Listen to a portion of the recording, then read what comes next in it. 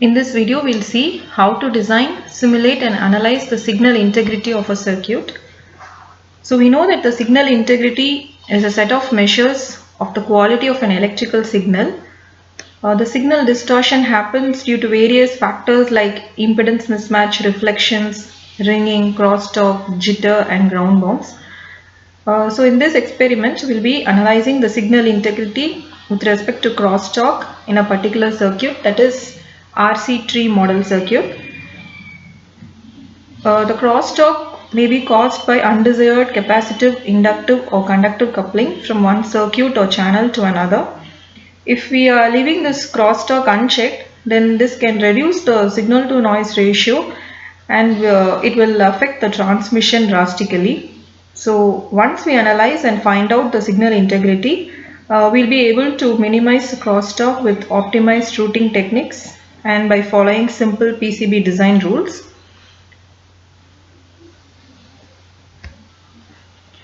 In this experiment, we'll be analyzing the RC tree model circuit using MATLAB. So for this, we'll be requiring MATLAB to be installed in our desktop or laptop with the RF Toolbox package. This is a circuit diagram of RC tree model. So here you can see the circuit being designed with a combination of resistors and capacitors. So in our experiment, we'll try to analyze the response of this circuit by taking the output at two different ports. So one will be at the output will be taken across this capacitor C7 and the next output will be across this capacitor C12. So this C12 is actually an extra connection to this circuit. This is our floating capacitor. So we'll try to analyze how the response turns out at these two different terminals, and using the output plots we'll be able to come to a conclusion about the signal integrity of this particular circuit. Okay, now we'll see how to write the code to check for the signal integrity using MATLAB. So you can open your MATLAB software, go to new, click on new script. So your new script window opens up. So there you can write the code. I have already written it, so I'm just copying it and pasting it over here. And you can save the code.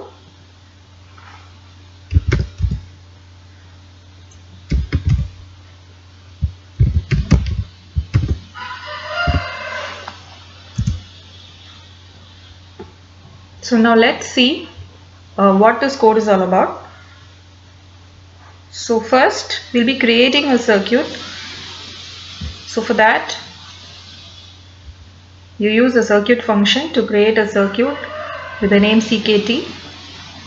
Now we'll have to populate the circuit with the required capacitors and resistors. So for this we're using this function add. This add function will help to add the required elements. So in our case it will be resistors and capacitors. So the resistors are also given the naming convention over here, R1, C1, etc. and their values over here. The value of the resistor is given over here as input parameters. So like this we'll be adding all the required resistors and capacitors for our RC tree model.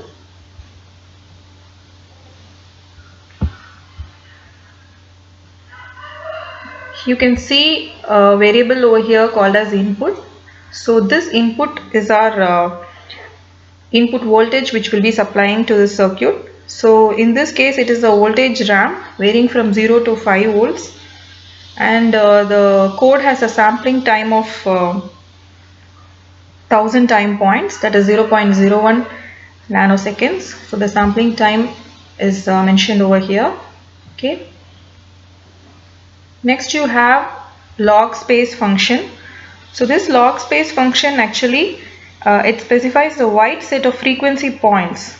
Okay, so this is actually used to improve the simulation accuracy. So this actually gives us a range of simulation frequencies. So with this we have actually created the circuit. Okay, the RC model circuit has been created with these steps. So next set of code, it actually is used to set up the simulation. Okay, it's like the initialization part. So the first line, we have used the clone function over here. So we can see what this clone function does. So as we saw with the circuit diagram, we saw that we'll be taking the response at two different terminals, that is across C7 and C12 capacitors. So because of this function, what we'll be doing is we'll be creating a copy of the circuit which we had created just now. Okay. So instead of using CKT, the circuit which we created directly, we'll be just creating two copies, that is clone.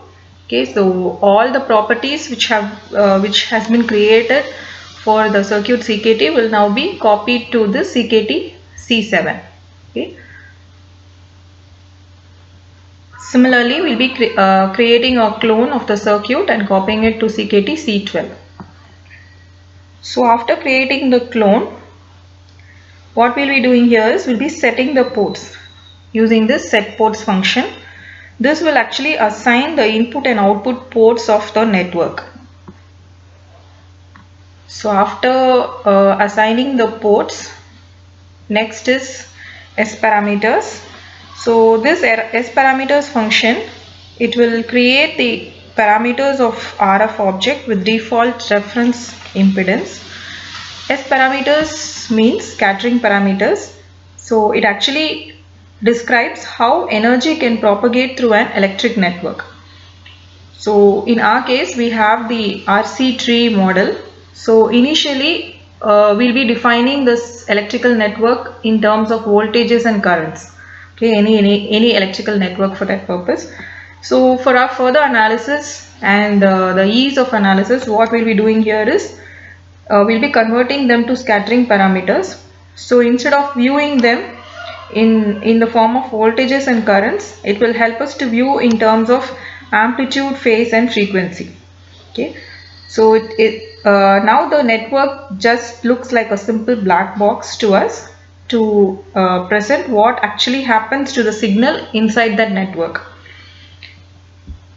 So after creating the parameters, the simulation setup part is over. So two sets of S parameters have been created now. So next comes the actual simulation part. So this in the simulation part, you have this S2TF. So what this S2TF function does is it converts the S parameters of two-port network to voltage transfer function. Okay. So we know that the transfer function is a relationship between your output signal to input signal. So here S underscore C7 is your S parameters which has been created, and the other parameters being passed to this function are your reference impedance, it is given as 0 over here, source impedance set as infinity, and load impedance, it is set to 2. So using this we will be getting our transfer function. So the next stage is your rational fit function. So this rational fit actually creates a plot using the S parameters and the transfer function which we have obtained using them. What it actually does is it helps us to approximate the data to a plot. Okay, it actually fits a rational function object to complex data and constrains the error of the fit according to the tolerance value. Okay, so here this minus 174 is a tolerance value which we have given.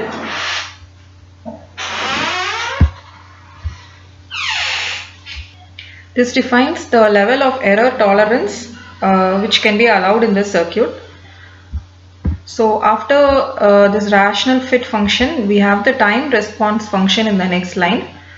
So this actually computes the output signal that the rational function object produces in response to the given input signal at the specified sample time. So here this fit 7 is actually the approximated data which we have obtained using the rational function object, and this is our input signal which we had given initially. Okay, this is a ramp voltage from 0 to 5 volt, and this is a sampling time. Okay, so this time response will actually help us to give a compute the output signal, okay, with respect to all these given parameters.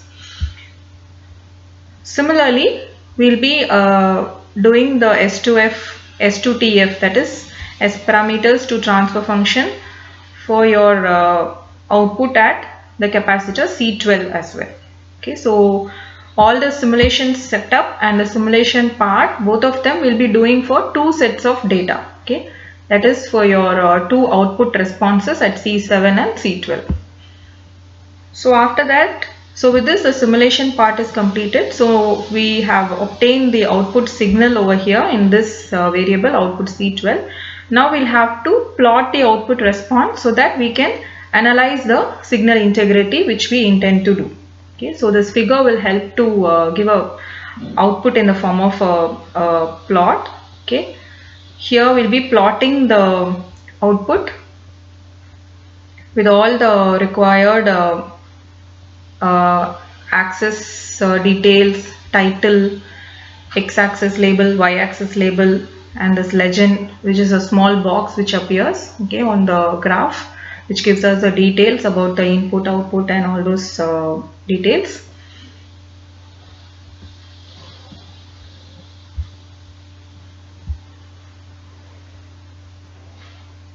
So now we will be plotting the magnitude of original data against the rational function approximation.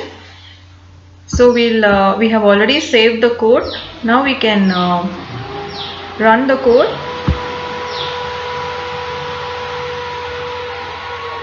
Okay, so you can run the code now, and you get two output plots over here.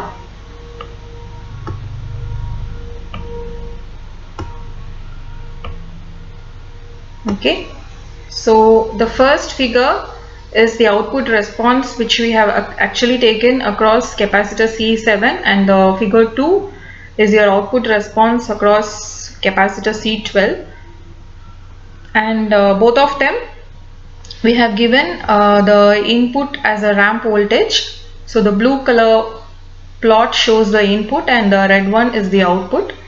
Okay, so from these two figures we can actually see the output voltage has actually reduced when we are taking it across capacitor C12, which means there is some disturbance which is actually introduced in the output. Okay, so by analyzing this signal we can find out that there is increase in the error percentage. Okay, which the error percentage which was around 0.15 percentage for the output response across the capacitor C7 has actually rise to about 15% of error while we are trying to take the output response across the capacitor C12. Okay, this has happened because we are actually trying to interconnect this C12 capacitor to the RC tree model circuit. Okay, this is actually a floating capacitor, so some of the charge has been dumped into this capacitor C12. Okay, so thereby we can see there is some reduce in the output response.